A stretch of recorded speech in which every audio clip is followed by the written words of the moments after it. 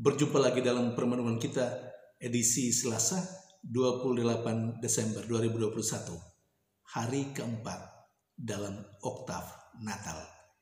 Hari ini adalah pesta kanak-kanak suci martir. Bacaan-bacaan liturgi hari ini, bacaan yang pertama dari surat pertama Rasul Yohanes bab 1 ayat 5 sampai bab 2 ayat 2. Dan bacaan Injil dari Injil Matius bab 2 ayat 13 sampai 18. Pesta kanak-kanak suci martir.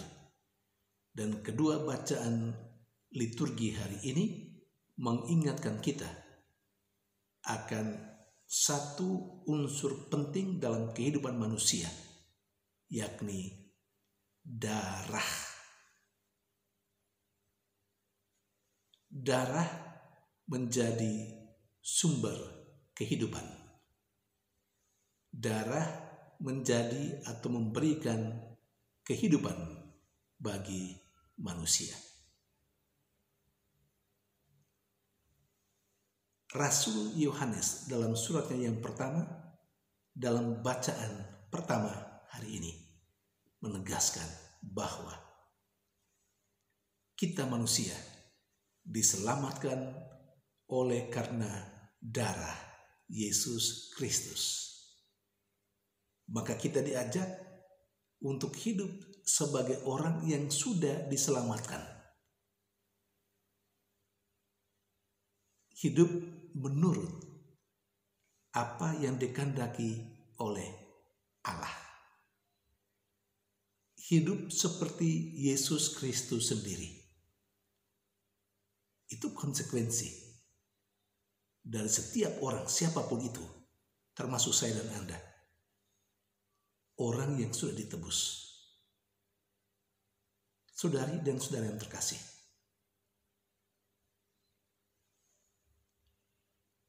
Martir dari kanak-kanak suci. Seperti yang diceritakan dalam bacaan Injil hari ini. Boleh saya katakan menjadi korban karena kelahiran Yesus Kristus sebagai Raja. Tetapi darah mereka, bahwa mereka pada akhirnya dibunuh karena kehadiran Yesus sebagai Raja dunia yang baru lahir pada saat itu, membuat mereka akhirnya dibunuh oleh Herodes. Memang secara manusiawi mereka mati, tetapi darahnya telah memahkotai mereka memperoleh kehidupan surgawi, kehidupan yang kekal, hidup bersama dengan Yesus sendiri, hidup bersama dengan Allah. Saudari dan saudara yang terkasih, satu poin penting yang menurut hemat saya mesti saya sharekan dari bacaan Injil hari ini, yakni sikap Herodes yang brutal.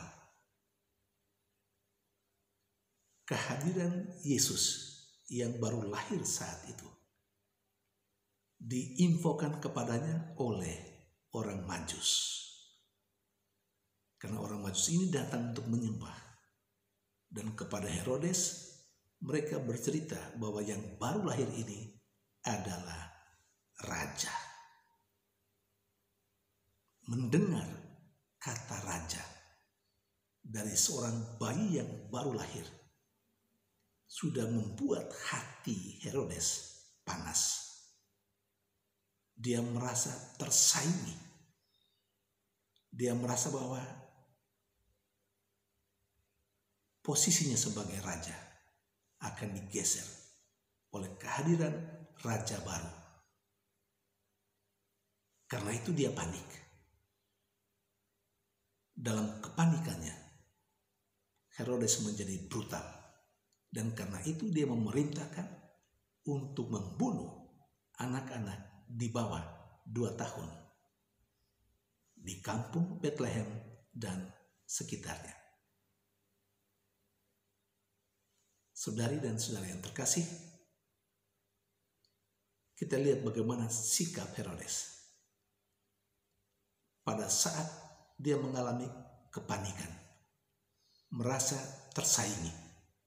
Dia akhirnya bertindak brutal, menyuruh membunuh semua anak di kampung Bethlehem dan sekitarnya, anak yang berumur di bawah 2 tahun.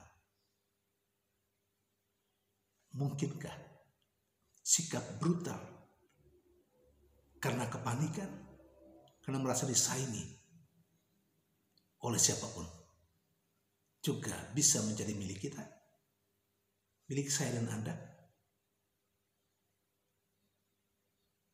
Anak-anak memang pihak yang paling lemah dari manusia.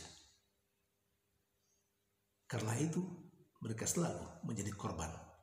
Kalau kita jujur dalam kehidupan kita harus akui itu. Banyak anak menjadi korban. Berapa ribuan anak yang diaborsi. Mereka memang pihak yang sangat lemah, yang akhirnya menjadi korban kepanikan ibu-ibu yang mungkin mengandung di luar perkawinan yang suci. Anak-anak banyak menjadi korban keganasan orang tua, korban kebrutalan orang tua. Berapa banyak anak yang mengalami tindakan kekerasan dari para orang tuanya. Berapa banyak anak yang menjadi korban kebrutalan orang-orang dewasa. Berapa banyak anak yang dieksploitasi hidupnya dari orang-orang yang lebih tua dari dia. Singkatnya, anak sebagai manusia yang paling lemah selalu menjadi korban. Saudari dan saudara terkasih, jangan sampai saya dan Anda menjadi orang-orang yang memperlakukan anak-anak secara tidak baik. Andai kata pernah kita lakukan itu, andai kata hal itu pernah menjadi sikap hidup kita, kita tidak jauh berbeda dari Herodes. Saudari dan saudara terkasih, mari kita berdoa untuk sekian banyak anak yang akhirnya menjadi korban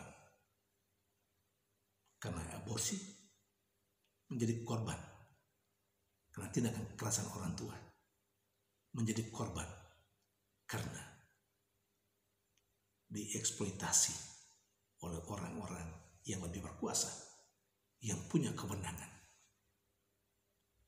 Semoga mereka yang menjadi korban, yang sekiranya sudah meninggal, mendapat kehidupan yang abadi bersama dengan Tuhan.